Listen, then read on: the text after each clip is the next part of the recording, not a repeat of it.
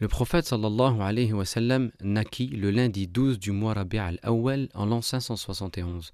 À l'époque, les Arabes de la Mecque avaient pour habitude de confier leurs enfants à des nourrices vivant à la campagne, et ce, pour 3 raisons en particulier. D'abord, parce que la nature permet de développer l'esprit de l'enfant et de l'être humain de manière générale. La nature, et le désert en l'occurrence, sont pleins de ressources spirituelles qui permettent de fortifier l'âme de l'individu, qui permettent d'apporter une maturité spirituelle à l'âme de l'être humain. Deuxième raison, la nature permet aussi de fortifier la santé physique de l'être humain. Et troisième raison, c'était pour maîtriser la langue arabe, parce que les personnes qui vivaient à la campagne étaient connues pour avoir un langage épuré, pour avoir une maîtrise de la langue arabe. D'autant plus que le prophète sallallahu alayhi wa sallam allait devenir le porte-parole de la vérité, le porte-parole de la sagesse divine. Il lui fallait donc un minimum d'éloquence pour pouvoir exposer avec clarté la révélation, le message d'Allah subhanahu wa ta'ala. Et n'oublions pas que c'est Allah qui a pris en charge l'éducation du prophète sallallahu alayhi wa sallam depuis sa naissance. Tout ce qu'il vivait comme épreuve et comme expérience contribuait à façonner sa conscience religieuse, à l'initier à la révélation, le préparer à la mission prophétique. Quelque temps après la naissance du prophète sallallahu alayhi wa sallam, des femmes bédouines se rendirent à la Mecque pour chercher des nourrissons à allaiter en échange d'un salaire.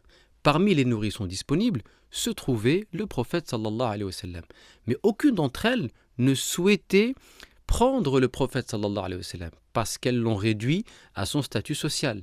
Le prophète était orphelin, il n'avait pas de père et ces femmes craignaient donc de n'avoir pas de rémunération suffisante. Elles l'ont donc méprisé, dédaigné. Parmi ces femmes se trouvait Halima. Mais comme elle est arrivée tardivement à la Mecque à cause de la faible allure de sa monture, elle n'a trouvé que Mohammed comme nourrisson disponible.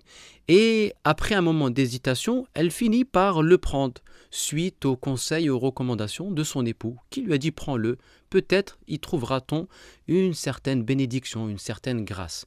Et en effet, depuis que Halima a pris en charge le prophète sallallahu alayhi wa sallam, elle a été témoin d'un certain nombre de grâces, de bénédictions divines qui ont enveloppé son existence. Et ces bénédictions étaient le fruit ou le produit de la présence de ce nourrisson qui allait devenir le prophète de l'islam, celui qui allait éclairer l'humanité, celui qui allait délivrer l'humanité de son ignorance. Et parmi ces bénédictions dont elle témoigne, notamment sur le chemin du retour, il y a ce changement d'attitude de sa monture qui finit par prendre curieusement de l'allure, au point de rattraper les autres femmes bédouines qui avaient une longueur d'avance sur elle.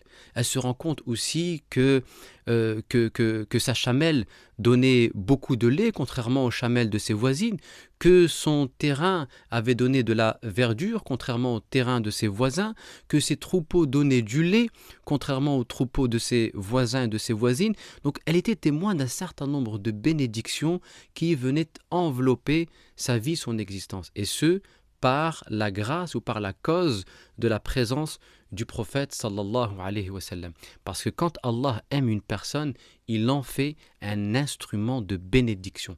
Et s'il y a bien une sagesse que nous pouvons tirer de cet événement, de cet épisode, elle consiste en ceci. Et quand Allah aime une personne, il fait d'elle un instrument de bénédiction. Quand Allah aime une personne, nous enseigne un hadith, un hadith du prophète sallallahu alayhi wa sallam, eh bien Allah appelle Jibril et déclare son amour pour cette personne à Jibril alayhi salam. Et Jibril est ensuite chargé de répandre cet amour divin envers ce serviteur parmi les habitants des cieux et parmi les habitants de la terre. Et donc les gens finissent par aimer naturellement cette personne, même si elles ne la connaissent pas. Et ça, c'est l'effet de la grâce divine qui opère, qui agit mystérieusement dans la création. Donc quand Allah nous aime, quand Allah nous accorde son amour, nous devenons des instruments de bénédiction, de grâce dans notre entourage, comme l'a été le prophète sallallahu alayhi wa sallam dans la famille de Halima. Et donc Halima radiyallahu anha sera satisfaite de ce nourrisson qui lui a apporté beaucoup de bénédictions. Autre enseignement que nous pouvons tirer de cet épisode, c'est qu'il ne faut pas se fier aux apparences. Il ne faut pas réduire une personne à son statut social, à son étiquette sociale. Et c'est une erreur qu'avaient commise les femmes bédouines.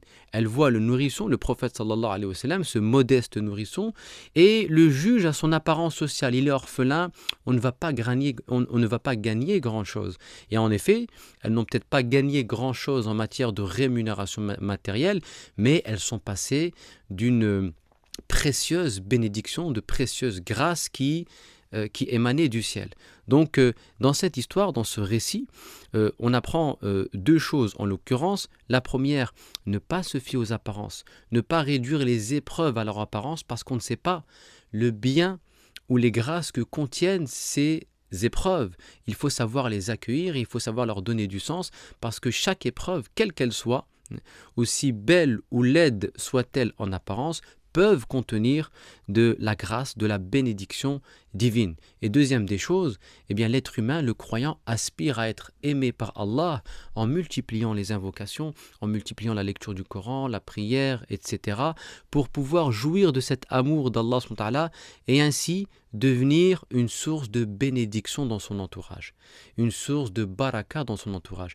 Et on sait ô combien aujourd'hui la bénédiction, la baraka d'Allah devient une denrée rare. En effet, le prophète sallallahu alayhi wa sallam a dit dans l'un de ses hadiths qui traite de la fin des temps que parmi les signes de la fin des temps, il y aura la raréfaction, la disparition de la baraka divine. Et ça, on le ressent dans le temps, dans l'argent. Aujourd'hui, beaucoup de personnes se plaignent de manquer de temps, de ne pas avoir suffisamment de temps pour accomplir telle ou telle chose. Et tout cela devrait nous interroger sur notre rapport à Allah subhanahu wa ta'ala. Peut-être que notre vie a été privée de bénédiction.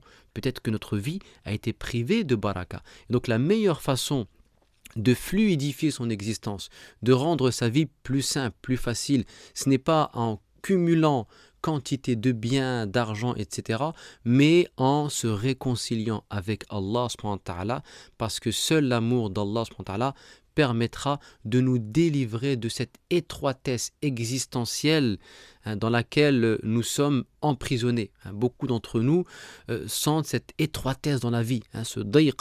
On a l'impression que le monde se referme sur nous. On a l'impression d'être dans un gouffre, de ne pas trouver d'issue, d'oxygène spirituel pour sortir de cet étouffement social.